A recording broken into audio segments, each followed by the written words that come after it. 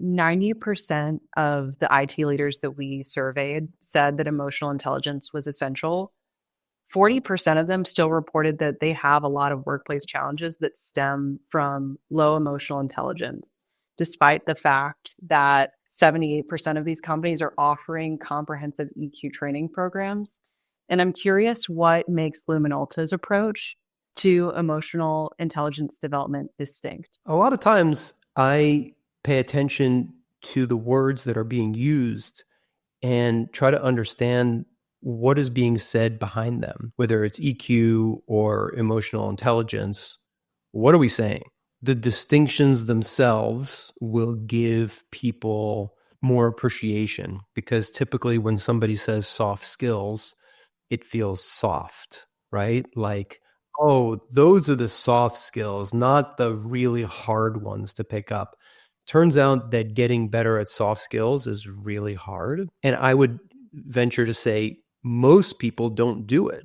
It's interesting that you point that out, because part of the survey does highlight a lot of exactly what you're saying, where people talk about it a lot, but are they actually executing and implementing on, training and coaching in this area and like using these skills day to day? Not necessarily. And I'd also want to say that it is not just soft skills. If you are really, really good with your soft skills, you're probably not a software developer, right? You're probably doing something else. Maybe you're a facilitator. Maybe you're a coach. Maybe you're in the world of psychology, right? And that would make for a terrible software developer. We're not placing soft skills on such a high pedestal that it is the only thing that we worry about.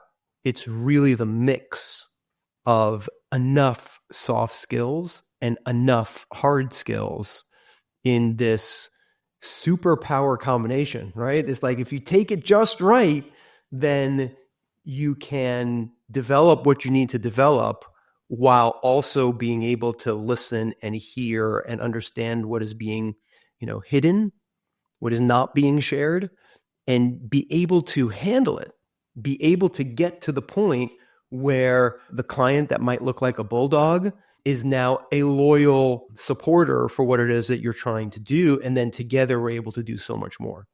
So when someone says comprehensive EQ training, it calls into question of what that really is. And one of the things that I am very proud of at Lumenalta is when we say trainings, we don't mean what you would normally think of when I say the word training. So typically someone says training and you think, oh, you're sitting in a classroom, there's a teacher in the front, maybe there's a whiteboard, maybe there's a presentation, and maybe half the audience is sleeping through whatever is being said in the front of the room. But you trained, and maybe there was even some amazing information there, but did it change any of the people who went through that training? No. Now, there's other types of training, and the distinction that I look for is, are the people practicing or not? If they're just listening, the training is likely to not give you all that much. Right? You may have motivated people and they can get there. I'm not saying that.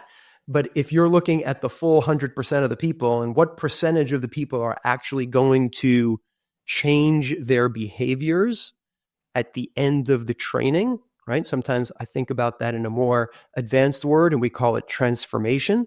How many people will transform in a traditional type of training the way I've defined it? Very, very few.